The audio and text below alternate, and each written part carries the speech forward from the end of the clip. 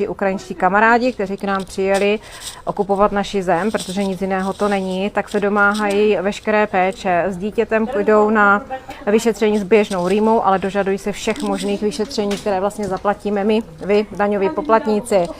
Sestřičky jsou už natolik inteligentní, že se dívají do pasů a zjišťují, odkud ti lidé jsou. Ti lidé vůbec nepochází z válečné zóny a v pasech mají razítka z Izraele, z Egypta a podobně.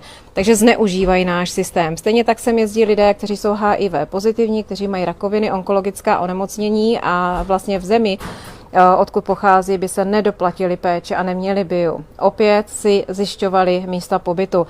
Bohužel si myslím, že tohle je moment, kdy by měli začít mluvit lékaři, kdyby měli začít mluvit zdravotní sestry, které to vidí a měli by to zastavit. Protože tihle lidé nemají právo na bezplatnou péči, nejsou váleční utečenci a nemají právo na to, aby zneužívali náš systém. A naše země, naši lidé mají přednost. Ale tady bohužel se přiznám, že nevím, co s tím dělat, protože my ty zprávy máme.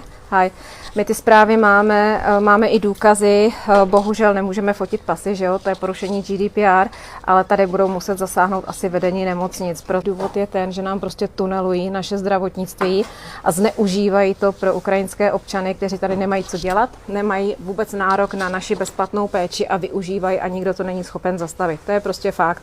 Stejně tak fakt je, že lidé, kteří měli autonehodu, pochází z Ukrajiny, tak neplatí vůbec nic a likvidátor nám řekl, že mají přímo e-mail, co mají dělat v případě, jak mají postupovat v případě, že bourá ukrajinský občan, takže všechno se posílá vládě. I tohle platíme. Takže platíme i špatné parkování, my prostě platíme všechno.